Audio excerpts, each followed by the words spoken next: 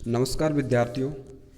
इस वीडियो में हम बात करेंगे अपने 5वें यूनिट का अगला अध्याय चैप्टर 18 जिसका नाम है तेल, रेसे, मसाले एवं औषधि उत्पादक पादप। इससे पहले हमने एक सामान्य परिचय पढ़ा था इस यूनिट का चैप्टर 17 में, आर्थिक वनस्पति विज्ञान एवं मानव कल्याण। तो उसमें मात्र 2 टॉपिक थे। एक तो आर्थिक वनस्पति विज्ञान किसे कहते हैं, जो आर्थिक रूप से उपयोगी पादप हैं उनके और उनके उत्पादों का जो अध्ययन जिस शाखा में करते हैं वो कहलाती है इकोनॉमिक बॉटनी, आर्थिक वनस्पति विज्ञान। एक दूसरा टॉपिक पढ़ा था हमने आर्थिक महत्व के पादपों का वर्गीकरण। A.F. हिल के अनुसार खाद्य पादप, सह खाद्य पादप, औषधीय पादप और औद्योगिक पादप, ये 4 ग्रुप पढ़े थे। तो मात्र 2 टॉपिक थे चैप्टर 17 में। उस यूनिट का अगला जो चैप्टर है वो है 18 जिसका नाम है तेल, रेसे, मसाले एवं औषधि उत्पादक पादप। तो सबसे पहले हम बात करें इस चैप्टर के सामान्य परिचय की। तो जो भी पादप हैं उनसे हमें जीवन यापन करने के लिए विभिन्न प्रकार के जो उत्पाद हैं वो प्राप्त होते हैं, चाहे वो शाकाहारी जीव हो चाहे मांसाहारी जीव हो। सबको पादपों के ऊपर निर्भर रहना पड़ता है प्रत्यक्ष या अप्रत्यक्ष रूप से। तो हम बात करें सबसे पहले तेल उत्पादक पादपों की। तो जो तेल उत्पादक जो पादप हैं वो रासायनिक दृष्टि से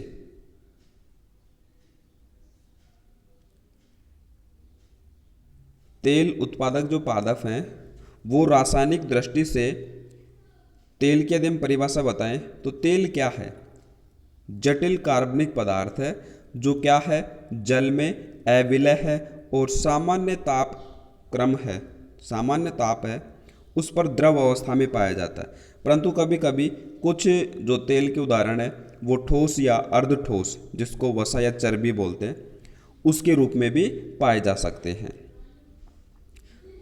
तो तेल उत्पादक पादप है, उसमें सबसे पहले हमने क्या पढ़ा, तेल की परिभाषा कि जो तेल है उसको हम रासायनिक रूप से बताएं तो वो एक क्या है, जटिल कार्बनिक पदार्थ है जो किस में अविलय है, जल में अविलय है, सामान्य ताप पर कैसा रहता है, द्रव अवस्था में रहता है।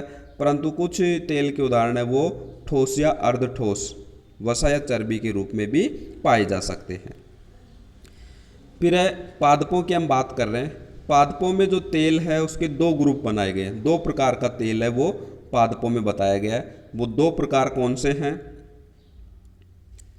पहला जो प्रकार है सगंध अनिवार्य या वाष्पशील, 3 नामों से जान रहे, सगंध, अनिवार्य या वाष्पशील तेल। ये जो ग्रुप है तेल का पादपों में, ये तीव्र गंध वाले तेल हैं और वाष्पशील हाइड्रोकार्बन है रासायनिक रूप से। और जो इनका पादपों से पृथक्करण करते हैं, पादप के जो उत्पाद हैं जिनसे भी तेल प्राप्त होगा उनको आसवन विधि है उसके माध्यम से प्राप्त किया जाता है। तो ये पहला ग्रुप हो गया कौन सा, सगंध अनिवार्य या वाष्पशील तेल, जिसके एग्जाम्पल है मोगरा, चमेली, गुलाब और खसखस एक पादप उसका तेल। दूसरा जो ग्रुप है पादपों में तेल का प्रकार वो है वसीय, स्थिर या अवाष्पशील तेल। तो ये जो तेल हैं वो मुख्य रूप से हैं किसके बने हुए, वसीय अम्लों के और उसके साथ में ग्लिसरॉल, उनके एस्टर होते हैं। वसीय अम्ल प्लस में ग्लिसरॉल के एस्टर होते हैं। और पहले वाले ग्रुप थे उनको आसवन विधि से अलग करते हैं, परंतु इनको सामान्यतः आसवन विधि से पृथक नहीं किया जा सकता। ठीक है। और इनमें दोनों प्रकार के उदाहरण हैं। कुछ खाद्य तेल हैं वो भी वसीय या अवाष्पशील तेल के ग्रुप में आते हैं, जैसे मूंगफली, सोयाबीन, सरसों खाद्य तेल के उदाहरण हैं। कुछ अखाद्य तेल हैं जैसे करंज, नीम, इनका जो तेल है वो अखाद्य की श्रेणी में आता है। तो वो भी इस ग्रुप में है। कौन से ग्रुप में, वसीय, स्थिर या अवाष्पशील तेल वाले ग्रुप में। तो ये तो बात हुई देखिए किनकी, तेल उत्पादक पादप, तेल की परिभाषा बताई हमने। फिर पादपों में तेल के 2 प्रकार बताए, सगंध अनिवार्य या वाष्पशील तेल और दूसरे वसीय स्थिर या अवाष्पशील तेल। अब ये जो हम बता रहे हैं कि जो तेल है मुख्य रूप से जो वसा है, वसीय तेल है, उसके 4 प्रकार होते हैं। पादपों में जो वसीय तेल है उसके कितने प्रकार है? 4 प्रकार है। तो पहला प्रकार है शुष्कन तेल। देखिए किसी भी टॉपिक का हम वर्गीकरण करते हैं तो उस वर्गीकरण का एक आधार लेते हैं। तो ये वसीय तेलों का जो वर्गीकरण किया 4 ग्रुप में, वो किस आधार पर किया कि उन तेलों को हम वायु में खुला रखें तो क्या हम देखते हैं, इस आधार पर उनका वर्गीकरण किया गया है। जैसे पहला ग्रुप है शुष्कन तेल। तो इस प्रकार के जो तेल हैं उनको वायु में हम खुला रखें तो तेल की सतह पर क्या बनेगी? एक लचीली परत बन जाएगी और उस श्रेणी के जो तेल है वो क्या कहलाएंगे? शुष्कन तेल। जिसमें उदाहरण है एक तो अलसी और दूसरा सोयाबीन का ले सकते हैं। दूसरा ग्रुप है अर्ध शुष्कन तेल। तो अर्ध शुष्कन तेल है वो वायु के साथ में यदि हम लंबे समय तक संपर्क में रखें तो तेल की सतह पर एक परत बन जाती है। पहले वाले ग्रुप है शुष्कन, एक लचीली परत बनती है। दूसरे वालों को लंबे समय तक रखें तो तेल की सतह पर एक परत बन जाएगी, थोड़ा लचीली परत से भी मजबूत। तो इसके उदाहरण है जो अपन बिनोला, कपास के जो हैं फल, काकड़ा जिनको बोलते हैं, बिनोला, उनका तेल है, तिल का तेल है, सूरजमुखी का तेल है, वो कौन सी श्रेणी में आता है? अर्ध शुष्कन श्रेणी में। तीसरा ग्रुप है वसीय तेलों का अशुष्कन तेल। अशुष्कन का परिभाषा क्या है? इस प्रकार के जो तेल हैं यदि हम उनको वायु के संपर्क में रख देते हैं तो उनमें किसी प्रकार की जो परत है वो नहीं बनती, किसी भी प्रकार की परत नहीं बनती। इसके उदाहरण हैं सरसों, अरंडी और मूंगफली। कौन सा ग्रुप है? अशुष्कन तेल। वसीय तेलों का चौथा जो प्रकार है वसा या चर्बी। ये क्या हैं? वसा या चर्बी सामान्य टेम्परेचर पर इनको रखें, वायु में खुला रख दे सामान्य टेम्परेचर पर, तो या तो ठोस में या अर्ध ठोस में, उस अवस्था में ये पाए जाते हैं। बिल्कुल लिक्विड अवस्था है, बिल्कुल तरल अवस्था, उसमें नहीं पाए जाते। या तो ठोस रहेंगे या अर्ध ठोस अवस्था में रहेंगे। जैसे नारियल का तेल है, हम देखते हैं सामान्य टेम्परेचर है, बहुत अधिक तापमान हो तब तो वो थोड़ा लिक्विड हो जाता है, पर सामान्य टेम्परेचर जैसे आप केमिस्ट्री में पढ़ते हैं 20 डिग्री सेल्सियस से जो एक कमरे का सामान्य तापमान मानते हैं हम किसी भी कंडीशन में, तो उस कंडीशन में ये तेल क्या रहेंगे? या तो ठोस या अर्ध ठोस। और इसका सबसे अच्छा उदाहरण देखते हैं आप नारियल तेल, पॉम ऑयल है वो भी इसका एग्जाम्पल है। तो ये तो बात हुई भैया किसके बारे में? तेल की परिभाषा, पादपों में तेल के प्रकार और जो वसीय तेल हैं उनके 4 प्रकार वायु में खुला रखने के आधार पर। फिर जो अपना ये पहला ग्रुप लिया था हमने, कौन सा? तेल उत्पादक पादप। तेल उत्पादक पादप। तो इन तेल उत्पादक पादपों के कुछ उदाहरण हैं, उन उदाहरणों को अब हम यहाँ से शुरू करने जा रहे हैं। पहला जो उदाहरण है वो किसके बारे में है? सरसों के बारे में। तो यहाँ पर देखिए हमें जो भी पादप पढ़ेंगे उसमें ये सामान्य बातें सभी आएंगी। सामान्य नाम, बॉटनिकल नेम, दूसरे किसी नाम से जानते हैं, कुल उसका कौन सा है और पादप की किस भाग से तेल प्राप्त होता है, पादप कैसा है, कहाँ पर वो पाया जाता है, ये सारी जो बातें हैं वो हम इसमें पढ़ेंगे। तो सरसों का जो सामान्य नाम है, सरसों, पीली सरसों बोलते हैं जिसको, सामान्य नाम।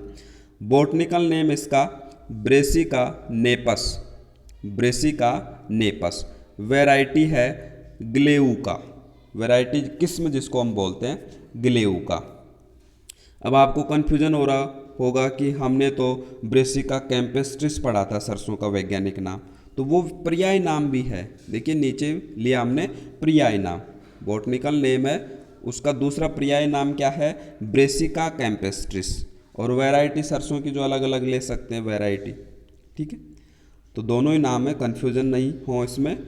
ब्रेसिका कैम्पेस्ट्रिस जो पहले से आप पढ़ते आ रहे हैं, दूसरा इसका नाम ब्रेसिका नेपस भी हम लिख सकते हैं, बता सकते हैं। कुल है वो ब्रेसिकेसी, जिसको किस नाम से भी जानते हैं, क्रूसीफेरी। कुल कौन सा है, ब्रेसिकेसी या क्रूसीफेरी। अब सरसों का जो पादप है, उस पादप से तेल कहाँ से प्राप्त होता है, तो तेल बीजों से प्राप्त होता है। बीज में क्या है, बीज पत्र, तो बीज पत्र से तेल प्राप्त होता है। फिर आगे जानकारी सरसों के बारे में कि भाई सरसों की उत्पत्ति कहाँ पर हुई और कौन कौन से मुख्य उत्पादक इसके देश हैं। तो ये विशेष अपना टॉपिक नहीं है, पर इसमें जो मुख्य बातें हैं उनके बारे में हम चर्चा जरूर करेंगे। उत्पत्ति है वो एशिया माइनर, कुछ एशिया महाद्वीप है उसका जो क्षेत्र है एशिया माइनर के नाम से, हिमालय क्षेत्र है, भूमध्य सागरीय क्षेत्र है, वहाँ पर जो सरसों पादप है उसकी उत्पत्ति मानी गई है। और ये रबी की फसल है, सर्दियों में जो हम फसल बुआई करते हैं वो कौन सी फसल होती है, रबी की फसल। सरसों का यदि हम बुआई का समय बताएं, अक्टूबर से नवंबर, ये पक कर के तैयार हो जाती है, कटाई करते हैं हम फरवरी मार्च में। उत्पादक देश बहुत सारे हैं, पर हमें ये ध्यान रखना है कि भारत का उत्पादन में क्या है, पूरे विश्व में प्रथम स्थान है। अब भारत में भी बहुत सारे स्टेट हैं, उनमें कौन कौन सा स्टेट अधिक जो उत्पादन कर रहा है, तो इसमें 2 स्टेट हैं, उत्तर प्रदेश और राजस्थान। ये दोनों हैं उत्पादन में प्रमुख स्थान रखते हैं। फिर हम बात करें सरसों का जो पादप है उसकी क्या क्या विशेषताएं हैं। ये कुछ कक्षा 11 में हमने कुल भी पढ़े थे, तो कुलों में भी हमने अलग अलग लक्षण लिए, सामान्य लक्षण है, पुष्पीय लक्षण है, तो वो कुछ बातें यहाँ पर ले रहे हैं हम पादप से संबंधित। पादप कैसा है, 1 वर्षीय है, दुर्बल है, लंबा है और ज़्यादा शाखा नहीं है, अल्प शाखित है। सरसों में जो मूल है, मूसला मूल तंत्र पाया जाता है। मूसला मूल तंत्र का अर्थ क्या बताया हमने, एक मुख्य मूल है और उससे इस प्रकार से मूलें निकलती हैं, तो वो क्या है, मूसला मूल तंत्र कहलाता है। पत्तियां सरल प्रकार की हैं। पुष्प क्रम है, ये हमने कक्षा 11 में पढ़ा, एसिमाक्सी सेसिमाक्स। पुष्प हैं, पीले कलर के हैं। चतुर्थई मतलब 4 जो उसमें भाग है, 2 सहायक चक्र, 2 जनन चक्र। फल है, जो फली है सरसों की फल, उसका नाम है विशेष सिलिकुआ। ये भी चैप्टर अपने कक्षा 11 में था, फलों के टाइप। तो वो फल है कौन सा, सिलिकुआ, जो फली है उसको सिलिकुआ के नाम से जानते हैं। बीज है सरसों के, वो कैसे हैं, बीज पत्रों में तेल पाया जाता है, तो तेल युक्त हैं। यहाँ पर एक बहुत ही विशेष नोट है जो प्रश्न बन सकता है छोटा। और देखिए अपने जो बायोलॉजी के सिलेबस देखें हम, अब ये पूरी यूनिट 5 नंबर की है जिसमें 4 चैप्टर हैं, तो एक एक नंबर का डिवाइडेशन है प्रत्येक चैप्टर का, 1 सवा नंबर का। तो उसमें क्या होता है कि जो हमें डीपली अध्ययन करना पड़ता है, और एक एक जो नंबर है वो पता नहीं कहाँ से कौन सा प्रश्न छोटा बन जाए, कैसा बन जाए, कौन सी लाइन उठा करके प्रश्न बना लें, तो डीपली पढ़ना पड़ता है। तो इसमें हम देखें सरसों के बारे में, तो सरसों का जो तेल है उसमें क्या आती है, तीखी गंध आती है। और वो गंध किस कारण से आती है, ये भी आपने महसूस किया होगा, देखा होगा, सरसों का जो तेल है उसमें तीखी गंध आती है। तो वो गंध तीखी आने का कारण क्या है, एक गंधक युक्त यौगिक है सरसों के तेल में, और वो कौन सा है, एलिल आइसोथायोसाइनेट। एलिल आइसोथायोसाइनेट, इसके कारण ये गंध होती है। तो ये क्वेश्चन ध्यान रखिए आप।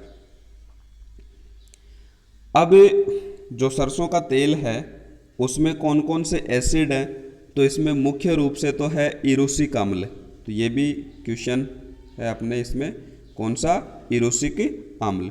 साथ में अन्य कुछ अम्ल भी होते हैं, वसी अम्ल जिनको बोलते हैं, ओलिक एसिड, पोमेटिक एसिड, तो ये भी, और एक है इरूसिक, ओलिक, पोमेटिक, इरूसिक। और गंध किसके कारण? एलिल आइसोथायोसाइनेट के कारण तीखी गंध आती है। एलिल आइसोथायोसाइनेट क्या है? एक गंधक युक्त यौगिक है। फिर नेक्स्ट हम बात करें सरसों की जो उन्नत किस्में हैं। राजस्थान के संदर्भ में हम बात करेंगे, क्योंकि राजस्थान बोर्ड के आप अध्ययन कर रहे हैं, तो राजस्थान के संदर्भ में कौन कौन सी जो किस्म है, वैरायटी जिनको हम बोलते हैं, वो उत्पादन या जलवायु के अनुकूल है। तो वो है पूसा कल्याणी, वरुणा, दुर्गम, RS30, TM11। तो ये कुछ वैरायटी या किस्म है, इनका भी आपको ध्यान में रखना है। फिर बात आती है सरसों का आर्थिक महत्व क्या है। भाई क्या पढ़ रहे हैं हम? आर्थिक रूप से उपयोगी पादप, चाहे वो तेल के रूप में हो, रेशों के रूप में हो, मसालों के रूप में हो, औषधि के रूप में हो, ये सारे हम ग्रुप पढ़ेंगे। तो पहला ग्रुप हमने कौन सा लिया है? तेल वाला। तो सरसों का आर्थिक महत्व क्या है, इसकी हम बात करें।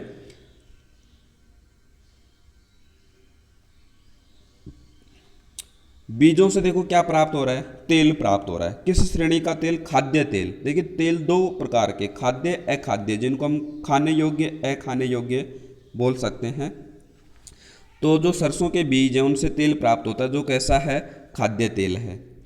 अब इस तेल का उपयोग अन्य रूप से भी करते हैं, जैसे हम शरीर की मालिश करने के लिए, दिया जलाने के लिए और बालों में भी डालने के लिए इस तेल का उपयोग करते हैं।